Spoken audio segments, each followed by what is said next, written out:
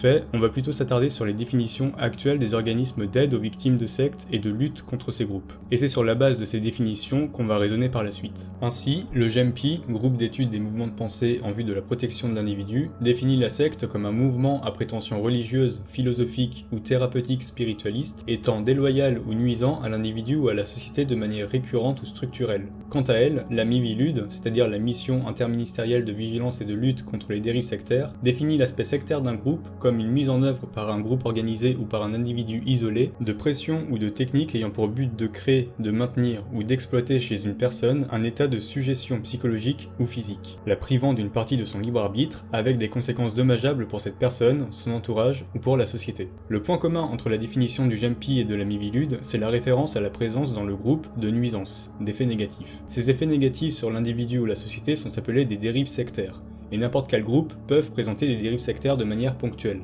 Ça n'en fera pas une secte. En d'autres termes, la dérive sectaire est un acte ou une activité religieuse, philosophique, thérapeutique ou spiritualiste, déloyale ou nuisant à l'individu ou à la société. Ce critère de dangerosité, c'est-à-dire la dérive sectaire, est aussi présent dans une définition donnée en 1993 par la Commission nationale consultative des droits de l'homme, qui proposait de définir la secte comme un groupement se présentant ou non comme une religion, dont les pratiques constatées sont susceptibles de tomber sous le coup de la législation protectrice des droits des personnes ou du fonctionnement de l'état de droit. Ce sont ces dérives dites sectaires qui sont condamnables par la justice. Et dès lors que ces dérives, c'est-à-dire les nuisances, sont récurrentes et structurelles, c'est-à-dire répétées et liées au fonctionnement intrinsèque du groupe ou du mouvement, on parle alors de secte. Voici quelques exemples de dérives sectaires souvent récurrentes et structurelles rencontrées dans des groupes, et donc couramment caractéristiques de sectes.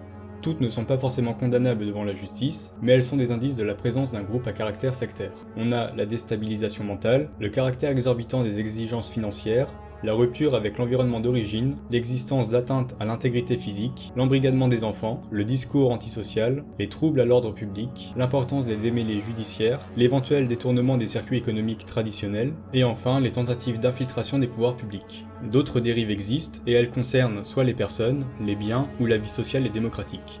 Cependant, intégrer ce critère de dangerosité dans la définition de secte rend de facto cette définition inutilisable tant que le dysfonctionnement du groupe n'a pas été prouvé, tant qu'un drame n'est pas survenu. Elle ne peut donc pas être utilisée de façon préventive, mais seulement pour comprendre les dérives d'un groupe après qu'il est mal tourné. Un élément qui est souvent associé à la secte est celui de la manipulation. Et dans notre vie, la manipulation mentale peut exister sous divers degrés. Mais lorsque cette manipulation est extrême et aboutit à la perte de liberté, d'autonomie et de souveraineté mentale, on parle non plus de manipulation mais d'emprise mentale. Et lorsque cette emprise s'inscrit dans un contexte de groupe ou de mouvement de type sectaire, c'est ce que l'on appelle l'emprise sectaire.